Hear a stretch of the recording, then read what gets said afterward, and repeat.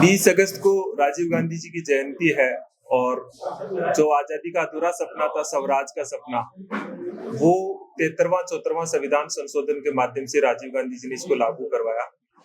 ये स्वराज का जो सपना है, विशेषकर हम इसी पंचायती राज और नगरीय निकायों के संबंध में हम देखते हैं, वो लगभग आज खत्म करने के कगार पर है। इसके बहुत सारे मुद्दों को लेकर के हम 20 अगस्त को स्वराज बचाओ रैली प्रदेश कांग्रेस कार्यालय जयपुर से निकालेंगे और लगभग 5 लाख लोगों के हमने हस्ताक्षर अभियान करवा के एकत्रित किया है। वो ज्ञापन हम राज्यपाल जी को सौंपेंगे। हमारा मुद्दा बहुत क्लियरली है। संविधान के अनुच्छेद 243 ए और यू 2 आर्टिकल है जिसमें पंचायतों के और निकायों के कार्यकाल का वर्णन है। कोई प्रावधान नहीं कि एक दिन के लिए भी आप कार्यकाल बढ़ा सके या प्रशासक लगा सके। परिसीमन के संदर्भ में स्पष्ट है कि नई जनगणना के बाद ही परिसीमन हो सकता है, लेकिन 2019 में पिछला परिसीमन हुआ था और अभी उसके बाद दोबारा से परिसीमन कोई जनगणना हुई नहीं है। इसके इतर हमारे 3-4 मुद्दे हैं जिन पर मैं मीडिया का ध्यान आकर्षित करना चाह रहा हूँ। नंबर 1 है ग्राम सभा। ये सबसे पावरफुल इकाई थी, ग्राम संसद दिया था, लेकिन ये कागजों में होती है। हम मांग कर रहे हैं कि आप इतना टेक्नोलॉजी से आगे हो गए, ग्राम सभाओं की आप वीडियो रिकॉर्डिंग करवाइए, आप उनका जियो टैगिंग करवाइए। 2 बच्चों का नियम, ये पंचायती राज और नगरीय निकायों के जनप्रतिनिधियों के लिए है। हमारा सवाल है कि एमएलए एमपी पे क्यों नहीं है? ये लोकतंत्र को खत्म करने की साजिश है। जिसको वोट देने का अधिकार होगा उसको चुनाव लड़ने का अधिकार होना चाहिए। पंचायती राज और नगर निकाय के जो जनप्रतिनिधि है, इनके अधिकार नहीं है। आप एमएलए और एमपी को 5 करोड़ का फंड मिलता है सैंक्शनिंग का, लेकिन एक पंचायत समिति सदस्य, जिला परिषद सदस्य के पास कोई अधिकार नहीं है, ना पेंशन, ना उचित मानदेय है, ना उनको सम्मानजनक सम्मान मिल रहा है। वो एक लड़ाई है।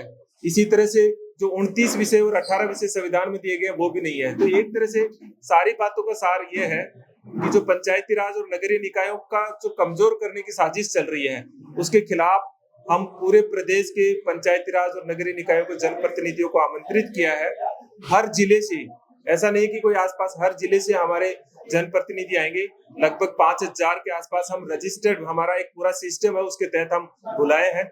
ये वो जनप्रतिनिधि है जो स्वराज संवाद और हमारे सर्वोदय संकल्प शिविर के माध्यम से एक तरह से प्रशिक्षित है इस काम के भीतर, और वो यहाँ स्वराज बचाओ रैली करेंगे।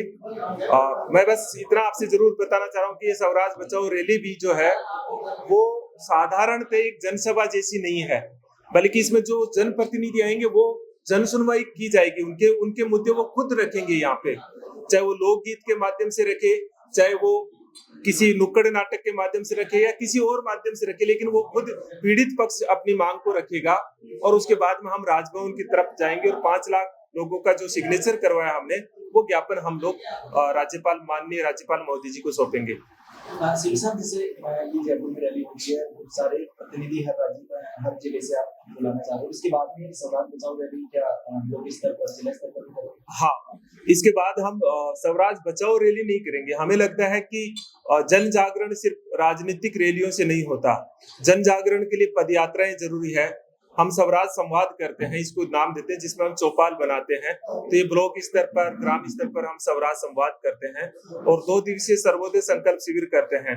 तो हमारा जो मकसद है वो जन जागरण लाना है। हमारा मकसद पॉलिटिकली बहुत ज्यादा प्रदर्शन पे फोकस नहीं रहता। अभी भी हम 2 साल की तैयारी के बाद में आपके पास में यहाँ इन मुद्दों को लेके आ रहे हैं।